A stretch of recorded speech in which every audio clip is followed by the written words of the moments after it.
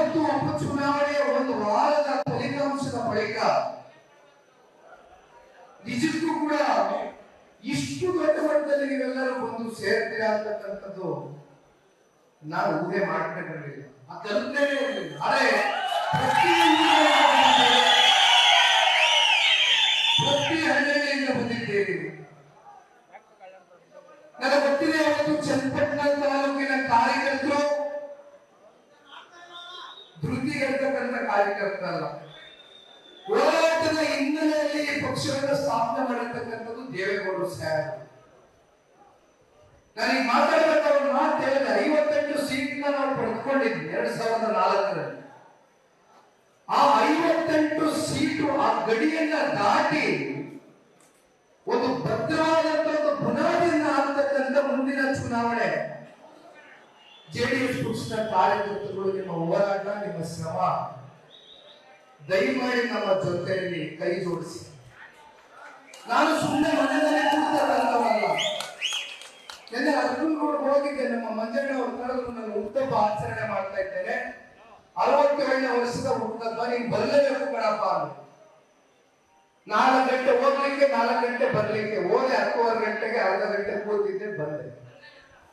ಯಾಕೆ ಹೇಳ್ತಾ ಇದ್ದೀನಿ ಅಂದ್ರೆ, ಒಂದು ವಾರ ಆಗಿದೆ ಅಷ್ಟೇ ಚುನಾವಣೆ ಫಲಿತಾಂಶ ಬಂತು.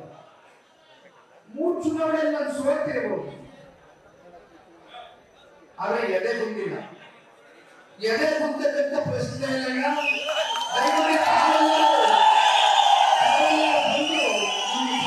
ನಿಂತು ಧೈರ್ಯ ತುಂಬಿಸ್ಬೇಕಾದ್ರೆ ಇವತ್ತೇ ಕೊನೆ, ಯಾರು ನಿಮ್ ಕಣ್ಣಲ್ಲಿ ನೀರು ಹಾಕಬಾರ್ದು. ದಯಮಾಡಿ ಚೆನ್ನಾಗಿ ಕೇಳಿ, ಮನೆಗೆ ಓಡಿಸ್ಕೊಳ್ಳುವ, ಚೆನ್ನಾಗಿ ಕೇಳಿ.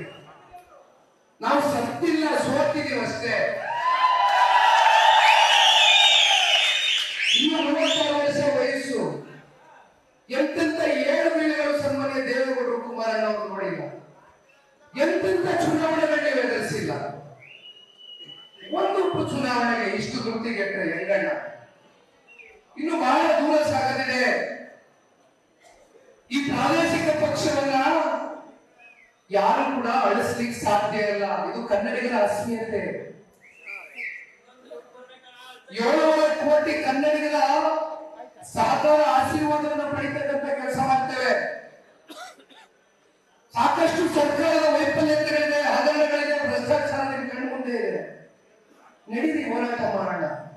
ಮನೆ ಕೂತ್ಕೊಳ್ಳೋದು ಬೇಡ, ದಯಮಾಡಿ. ನಾನು ಮನೆ ಕೂತ್ಕೊಳ್ತಕ್ಕಂಥ ಜಾಯಮಾನ ಅಲ್ಲ, ನಿಮ್ ಜೊತೆ ಇರ್ತೇನೆ.